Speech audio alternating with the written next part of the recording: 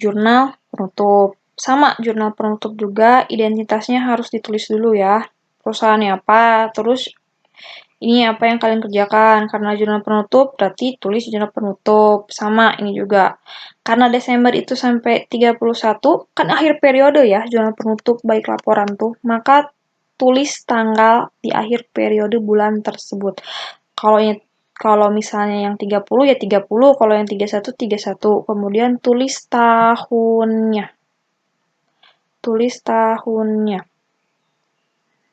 Bu, gimana sih maksudnya jurnal penutup? Jurnal penutup itu yaitu kalian ambil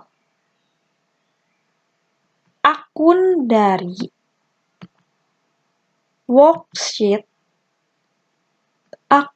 worksheet rugi atau laba atau rugi, semua akunnya dan nominalnya kecuali ikhtisar laba rugi yang ini. Kecuali ikhtisar laba rugi yang ini.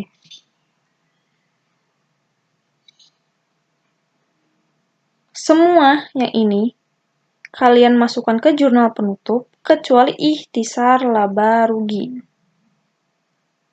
Di mana selain laba rugi yang di sini,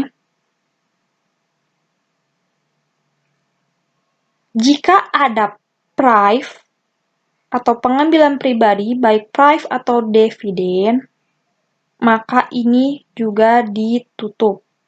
Kemudian, selain prive dan akun laba rugi yang ada di worksheet, ditambah pula dengan laba atau selisih labanya. Apabila rugi berarti selisih rugi. Apabila laba maka selisih laba. Sekarang bagaimana cara mengerjakannya?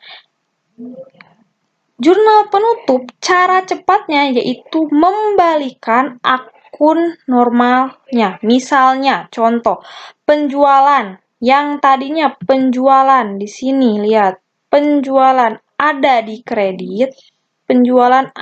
di kredit, maka kalian pindahkan ke debit. Nih. Ya. Yang tadinya kredit menjadi debit, yang tadinya debit menjadi kredit. Contoh, ini retur pembelian. Yang tadinya retur pembelian, lihat nih, retur pembelian ada di mana? Ada di kredit. Nih, retur pembelian ada di kredit. Kalian pindahkan ke debit seperti ini. Nih. Potongan pun tadi sama. Tadinya ada di kredit, potongan pembelian. Maka kalian simpan ke debit. Udah sampai sini, lalu nominalnya yang mana? Yang tadi di worksheet laba rugi. Kemudian kreditnya apa, Bu? Kreditnya ikhtisar laba rugi atau income summary. Dapat dari mana? Ini jumlahkan sama kalian. Pindahkan ke ikhtisar laba rugi di kredit. Terus yang tadinya nominal aslinya ada di debit, contoh seperti beban-beban, retur penjualan, potongan penjualan, pembelian, tadinya di worksheet-nya ada di debit, kalian pindahkan ke kredit. Nih, menjorok kan ini? Kalian pindahkan ke kredit. Lalu debitnya apa? Debitnya ikhtisar laba rugi. Sekarang, Ibu nominal ikhtisar ini dari mana? Kalian totalkan jumlah ini.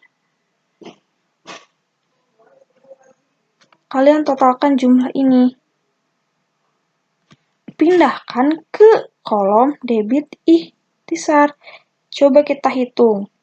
520 ditambah 240 ditambah 8.500 ditambah 400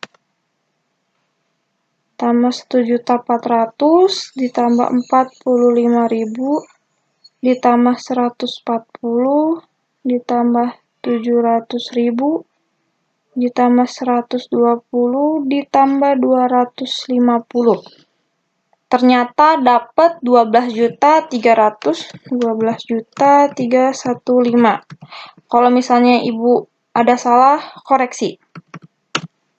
Nih, segini. Ini total dari sini. Ini beres nih. Tadi kan Ibu bilang, kolom ini kan dapat dari kolom ikhtisar laba rugi worksheet.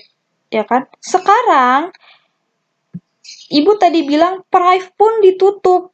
Nah, karena price atau dividen biasanya didebit, kalian kreditkan. Kalau untuk ini, yang retur, beban, potongan, pembelian, lawannya dengan ikhtisar.